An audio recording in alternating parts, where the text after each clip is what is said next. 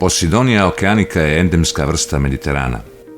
Livade ove trave u posljednje vrijeme su postale važno pitanje u upravljanju morskim resursima i zaštiti prirode. Posidonia okeanica predstavlja osnovni element kvaliteta primorskog ambijenta, što je ujedno osnova ribarstva i razvoja turizma. Biljka se sastoji od položenih ili uspravnih izdanaka stabljike, obično ukopanih u sediment, takozvanih rizoma. Listovi opadaju, kao što se i formiraju tokom cijele godine. Posidonia cvjeta u jesen, ali ne cvjeta svake godine.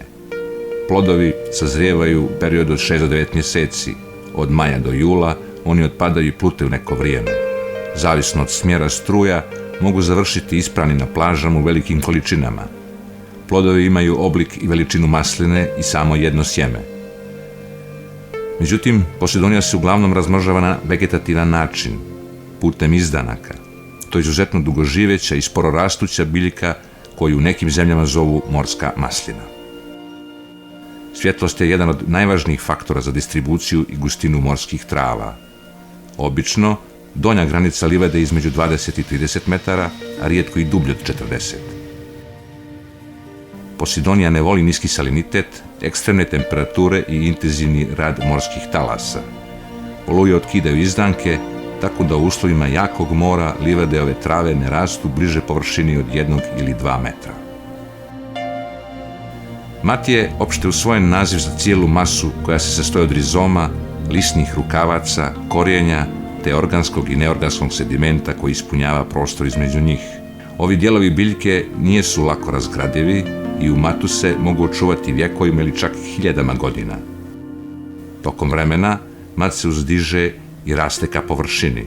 Za 100 godina od morskog dna može porasti u visinu od 10 cm do 1 metra, zavisno od uslova sredine. Nijedan drugi morski ekosistem, osim mangrova, ne predstavlja toliku količinu vegetacijske biomase. Veliki dio primarne proizvodnje otpada u obliku mrtvog lišća, koje također predstavlja značajan izvor hrane. Ono vodenim strujama stiže u najdublje dijelove mora, a može se i nagomilavati na plažama, formirajući takozvani banket. Konzumacija od strane raznih organizama koji razgrađuju mrtve organske materije je glavni put kojim se primarna proizvodnja u vidu listova prenosi na više trofičke nivoe. Uloga livada Posidonia okeanica u morskom obalnom području često se sa punim pravom uspoređuje sa onom koje na kopnu imaju šume. Kao jedan od glavnih izvora proizvodnje kiseonika u vodi, fotosinteza ovih livada dnevno može proizvesti više od 15 litara kiseonika po 1 kvadratnom metru. Livade Posidonie su jedan od najproduktivnijih ekosistema na planeti. U isto vrijeme ona je mrijestilište, mjesto odrastanja ili trajno stanište za više od 400 biljnih vrsta i nekoliko hiljada vrsta životinja. Za 1/4 sveukupne mediteranske flore i faune ove livade predstavljaju utočište. Kao rezultat svih tih činjenica, livade morske trave su ekosistem sa najvećom ekonomskom vrijednošću, 10 puta većom od tropskih šuma i 3 puta većom od koralnih grebena. Pri obali livade Posidonia okeanica prave vegetacijske barijere koje podstiču izdvajanje i sedimentaciju čestica kao i njihovu suspenziju u vodenom stubu. To doprinosi povećanoj transparentnosti priobalnih voda. Lišće se može nagomilavati u banketima, na obalama, kako ga struja nanosi, formirajući prave brane koje štite plaže od erozije, posebno tokom zimskih oluja. Odnedavno, morske trave su važni bioindikatori za naučnu procjenu kvaliteta životne sredine. U novije vrijeme, a naročito u drugoj polovini 20. vijeka, livade Posidonia okeanica znatno su se smanjile.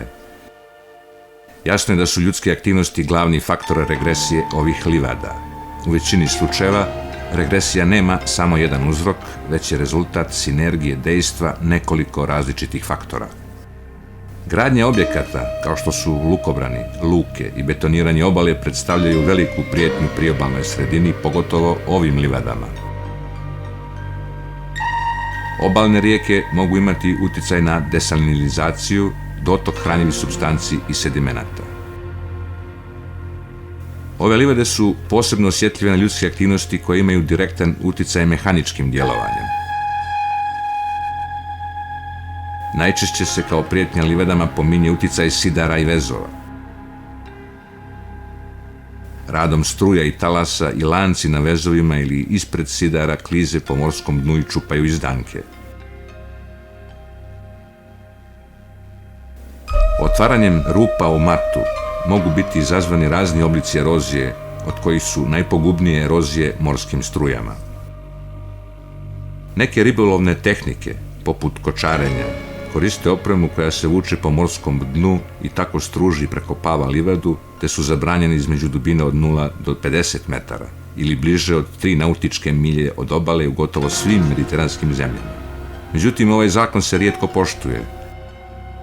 Štetu koju u samo 1 satu može livadi nanijeti kočarska mreža nije moguće sanirati decenijama i vrlo skupim projektima rekolonizacije. Kružne rupe mrtvog mata u livadi često su rezultat podvodnih eksplozija. Rekolonizacija tih područja je izuzetno spor proces. Ponekad je potrebno više od 50 godina za samo djelimični oporavak livade. Istraživanja jasno pokazuju da uzgajališta riba imaju veliki uticaj. Organske materije u sedimentu, nitrati i fosfori u velikoj mjeri utiču na vitalnost livade. Ozbiljan uticaj ima i polaganje cijevi podmorskih kablova koji prelaze preko livada Posidonia okeanike pri izlasku ili dolasku na obalu. Nasipanje uključuje ispuštanje u mora rastvorenog ili čvrstog materijala koji ima negativan direktni uticaj kao zatrpavanje ili indirektan uticaj kroz povećanje zamućenosti. Ispuštanje otpadnih voda može dodatno povećati sadržaj hranjivih materija i unos hemijskih zagađivača, što se oslikava i na stanje Posidonije. Kompeticija sa unesenim ili invazivnim vrstama poput algi u posljednjih nekoliko decenija pokazuje da zdrava livada Posidonije ne biva značajno oštećena sa ovim poremećajima. U važnije faktore povlačenja livada danas se smatra pretjerana ispaša od strane povećane populacije biljojeda, poput morskih ježeva ili riba salpi. Nije uvijek lako razlučiti između prirodnih i ljudskih izvora ugrožavanja, ali nauka ne može sakriti nepobitnu činjenicu. Čovjek je odgovoran za najveći dio nestanka livada Posidonije registrovanih u drugoj polovini 20. vijeka.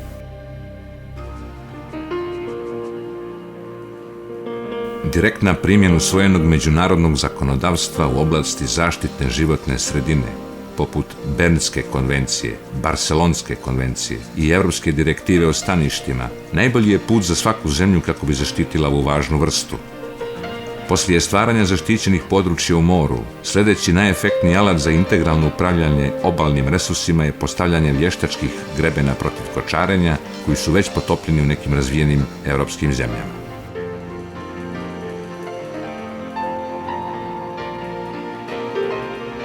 Instaliranje specijalno projektovanih ekoloških vezova je poželjno rješenje za prevenciju negativnih uticaja koji brodovi imaju na područjima stalnih sidrišta.